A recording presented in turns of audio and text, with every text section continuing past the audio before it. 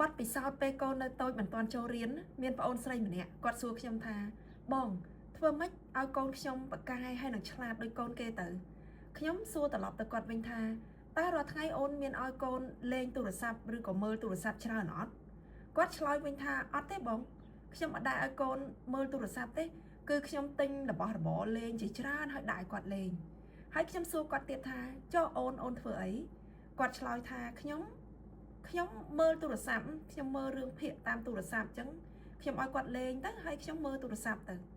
សួរថាតើការធ្វើដូចនេះធ្វើឲ្យកូនឆ្លាតនិងប៉កែដូចកូនគេអត់ចាបងប្អូនតាមការសិក្សាស្រាវជ្រាវ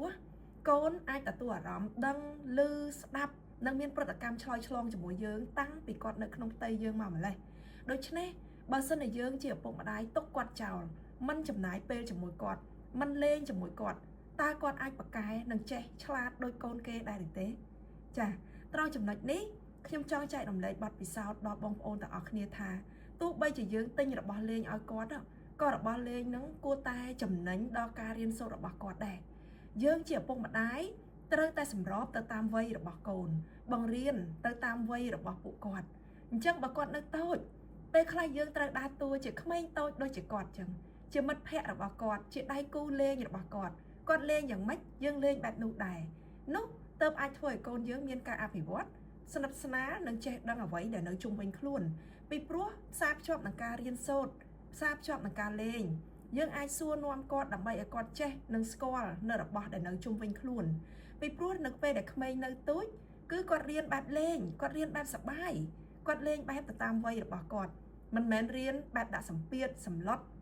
ឬក៏តម្រូវឲ្យគាត់ធ្វើតាមយើងគ្រប់យ៉ាងទេ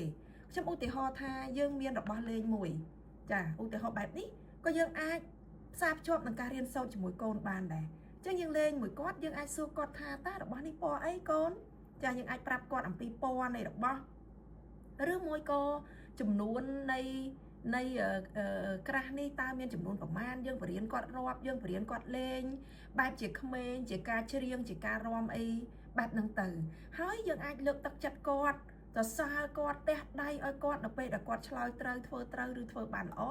ឬចូលរួមសកម្មភាពជាមួយយើងជាដើមត្រឡប់មកវិញបងប្អូនត្រូវចងចាំថានៅពេលដែលកូននៅតូចចាប់ពីនៅក្នុងផ្ទៃរហូតដល់អាយុ3ឆ្នាំមុនដែលគាត់ចូលសាលារៀននេះឪពុកម្ដាយគឺជាគ្រូដំបូងរបស់ពួកគាត់មិនមែនជាគ្រូបង្រៀននៅសាលានោះទេជាធម្មតាកូនចាប់ពីនៅក្នុងផ្ទៃរហូតដល់អាយុ3ឆ្នាំ